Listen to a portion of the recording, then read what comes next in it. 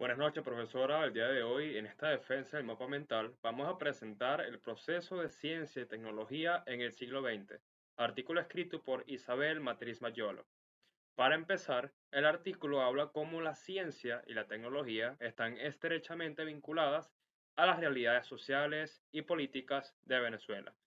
Pero antes, vamos a hablar de varios puntos importantes en cuanto al sector de ciencia y tecnología, más que todo la historia detrás de todo esto.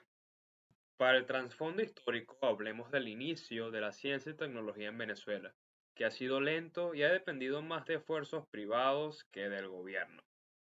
Aquí el primer punto es la superación del escolasticismo, una corriente de enseñanza de la época que era muy rígida y atrasada para los avances científicos y tecnológicos. Y a pesar de estas limitaciones, en universidades y sociedades científicas logramos avanzar en el siglo XX. Un segundo punto aquí es el cierre de universidades en el año 1903. En esa época, el presidente Cipriano Castro cerró dos universidades, la ULA y la UCB, porque no había suficiente trabajo para los médicos, abogados e ingenieros, y esto generó un conflicto constante del Estado y las universidades. Y pues tenemos la autocracia andina, en un periodo comprendido entre 1900 y 1935, donde hubo dos presidentes. El primero, Cipriano Castro, que tuvo una dictadura rigurosa entre 1900 y 1908. Aquí las libertades democráticas se vieron restringidas y el poder estaba fuertemente concentrado en manos del líder. Además, hubo contribuciones científicas. A pesar de las dificultades, individuos científicos lograron hacer importantes aportes al conocimiento científico, aunque las universidades y sociedades científicas estaban subordinadas al Estado. Estas personalidades destacadas pudieron avanzar en sus investigaciones y descubrimientos. Después de Cipriano Castro sigue Juan Vicente Gómez, otro gran dictador. Con su primera etapa entre 1908 y 1915, tiene la apertura y la flexibilidad de su régimen, ya que se mostró premiable y flexible ante las nuevas corrientes de pensamiento. Esta etapa se conoce como la época de la ciencia nacional, en la cual él se enfocó en resolver problemas específicos del país. Y hubo un papel importante de la ciencia y la tecnología, ya que la ciencia y la tecnología se utilizaron como herramientas para abordar los problemas técnicos del país.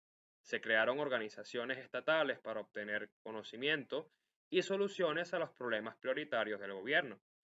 Además, se enfrentó a la crisis agrícola utilizando el conocimiento científico y técnico. Y otro punto importante aquí es que hubo científicos versátiles, ya que en ese entonces eran multifacéticos, trabajaban en el gobierno, realizaban investigaciones independientes, colaboraban con academias y sociedades y publicaban sus logros. En ese momento solo existían dos universidades, la Universidad Central de Venezuela y la Universidad de los Andes, ya que el gobierno no estaba abierto a la expansión de la educación. Y después hubo una segunda etapa de Gómez entre 1919 y 1935, donde la actividad científica técnica estuvo en penuria, a pesar que el gobierno propiciaba la compra de transferencia tecnológica requeridas en el sector petrolero. Asimismo, el gobierno tuvo una institucionalización de la ciencia y tecnología, ya que hubo un cambio importante en la sociedad. Y esto fue planificado. El gobierno intervino en las instituciones sociales, modificándolas con el tiempo. Uno de los factores clave en este cambio fue un aumento en el gasto público en áreas sociales, como la salud y la educación. El siguiente periodo estaba entre 1936 y 1958. Después que el gobierno de Juan Vicente Gómez, conocido como el gomecismo, terminó en Venezuela, ocurrieron grandes cambios políticos. Estos cambios fueron rápidos y profundos, aunque también sufrieron sus dificultades. En ese momento, la investigación científica en Venezuela se vio beneficiada por estos cambios. Hubo avances en áreas como el gobierno, las universidades y el sector privado. Ahora bien, para el siguiente periodo, 1958-1999, que es la democracia en Venezuela, la ciencia creció mucho. Y esto pasó por tres razones. Gracias a instituciones nuevas, ya que se crearon lugares para hacer investigación científica, como el Instituto Venezolano de Investigaciones Científicas, lugares y educación, se construyeron edificios y se enseñó a la gente en universidades. Los temas más importantes fueron el petróleo, la salud y la agricultura. Así, también la ayuda del sector privado. Las empresas privadas también ayudaron a la ciencia y la tecnología. Y para resumir este periodo, la ciencia en Venezuela durante la democracia mejoró gracias a instituciones, educación y colaboración pública y privada. Es momento de hablar del sector privado, ya que las empresas privadas en Venezuela también se interesaron por la ciencia. Esto fue especialmente importante para sectores como el petróleo y la minería, ya que necesitaban entender la geología para aprovechar los recursos naturales. Además, organizaciones como la Fundación Luis Roche y la Asociación Venezolana para el Avance de la Ciencia, conocida como ASOVAC, contribuyeron al desarrollo científico del país. Puede asegurar que en Venezuela, entre 1935 y 1958, en cuanto al sector privado, no había una política oficial para la ciencia y tecnología. Sin embargo, se hicieron cambios importantes en educación para fomentar la ciencia. Y a pesar de las dificultades, se apoyaron programas universitarios y se realizaron investigaciones para resolver problemas en la sociedad venezolana. En cuanto a la acción gubernamental, el gobierno venezolano ha tenido un efecto positivo en la ciencia y la tecnología del país. Han priorizado la mejora de los servicios de salud y han enviado profesionales a formarse en el extranjero. Además, han promovido el conocimiento científico para beneficiar la salud de los venezolanos. Estas acciones han contribuido al progreso general de la ciencia y la tecnología en Venezuela.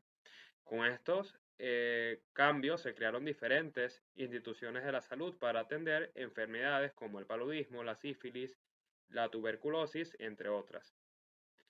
Algunas instituciones son el Ministerio de Salubridad y Asistencia Social, Dirección de Malariología, Servicio Nacional Antituberculoso, el Instituto Nacional de Higiene, el Instituto Nacional de Neurología e Investigaciones Cerebrales, y la creación del Ministerio de Agricultura y Cría.